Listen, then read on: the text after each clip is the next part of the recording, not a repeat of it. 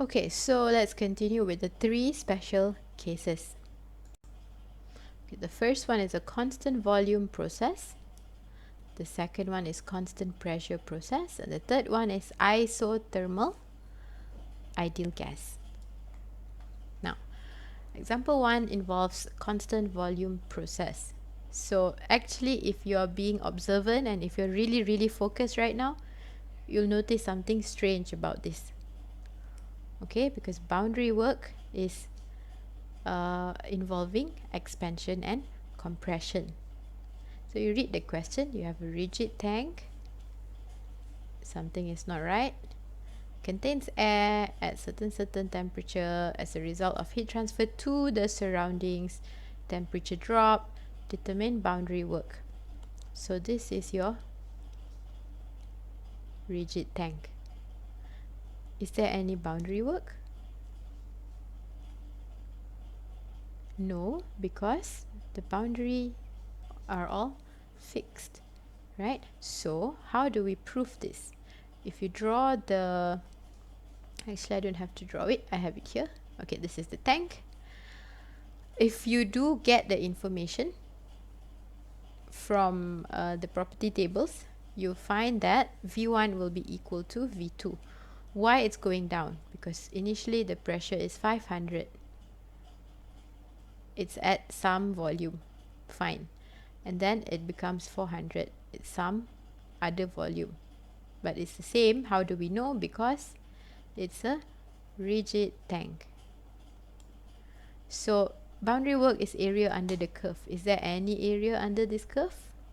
Of course not. If you look at the equation, you want to integrate, is there any change in volume? V2 minus V1? No. So boundary work equals to 0. So whenever you have to analyze a system where volume does not change, boundary work equals to 0. Okay? Now, second case is when you have constant pressure process. Okay, constant pressure. A frictionless piston cylinder device contains steam at 400 kPa and 200 degrees. Heat is transferred to the steam until the temperature reaches 250. If the piston is not attached to a shaft and its mass is constant, determine the work done by the steam during this process.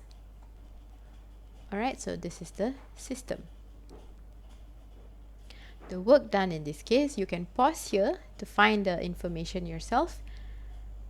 Okay, because it's a constant pressure process, the PV diagram will look like this. It's constant pressure, right? So you don't need to, there's no curve. This is just a horizontal line because the pressure is at 400 kPa fixed. So you know that it's expanding because heat is being applied. Therefore, this is how the path looks like from point 1 to point 2.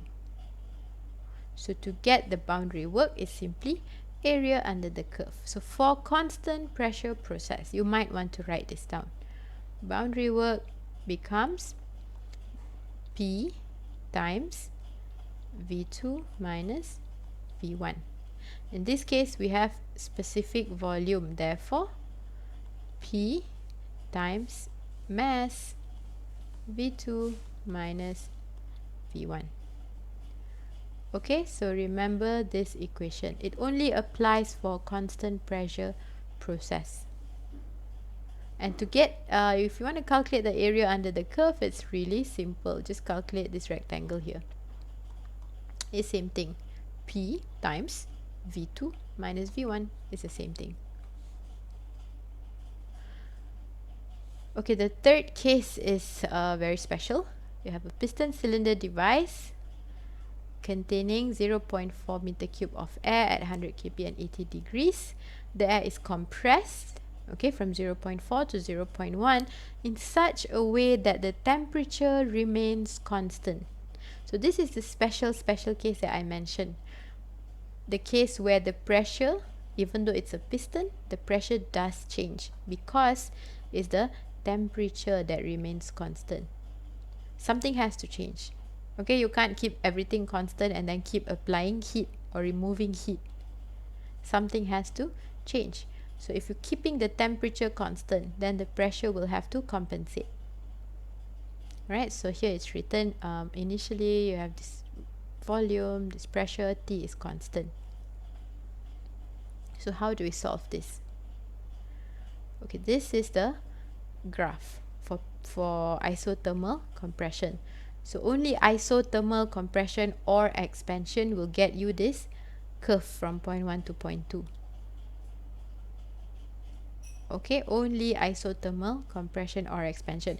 And how do you propose we calculate the area here? It's really difficult because it's a curve, right? So you do have to integrate. Remember, integration is about finding the area, differential area under this curve. Okay, if you recall, I think you learned this in math. Okay, so let's find a way to solve this. How do we integrate WB equals to P dV? How do we integrate this? So we recall our friend, the ideal gas equation, PV equals MRT. Okay, and M is closed system, therefore constant. R is a gas constant, therefore constant. T is, in this case, isothermal. It means constant temperature. So the MRT part is a constant. Therefore, it makes the PV also constant because PV equals MRT, right? So this is a constant. Okay, so we take only this part and this part. P equals to constant divided by volume. Okay, I'm just going to write this here in case you forget. It's a constant divided by volume. We don't know what that constant is. Okay, so substituting this equation, now we have a nice equation for boundary work because you can integrate this P. P can put here. Okay, so boundary work, integration of P dV, P replaced with C over V from here. Okay, and C is a constant, so you can take it out.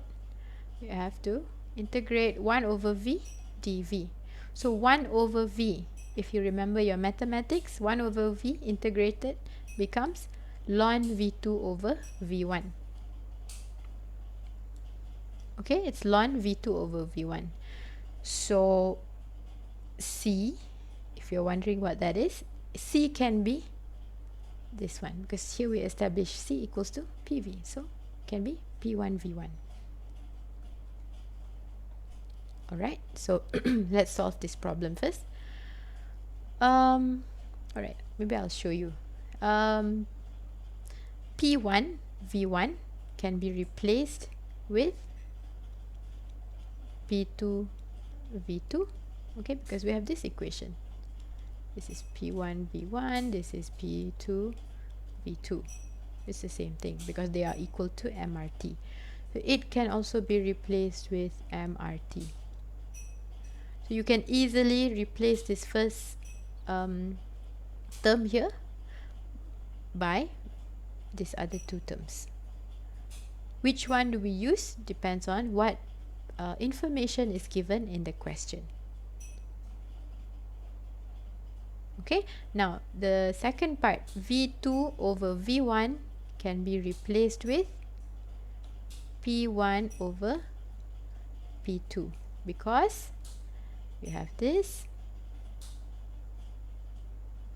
You rearrange V2 divided by V1, V1 move here equals to P1 divided by P2, P2 move here.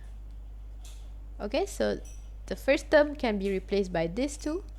The second term can be replaced by this.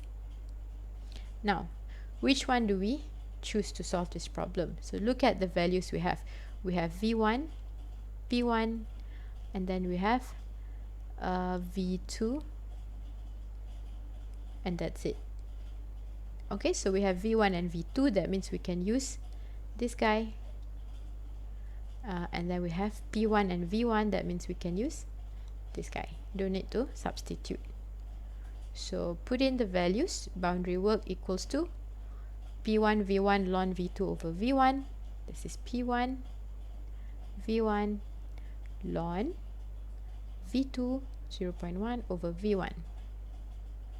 This is just to show that if you solve this using the standard units, you'll get kilojoules. Okay, especially this first part, pressure is in kPa, then you get kilojoules. Solving, you get negative 55.5. This is special case. Remember, boundary work for isothermal ideal gas, you can use this equation. You don't have to integrate. This is the only time you have to integrate. After this, just use the formula. Okay? So that's actually it for boundary work. There are a few questions, I think 4 or 5 questions in the full lecture slides with a solution. So be sure to check them out.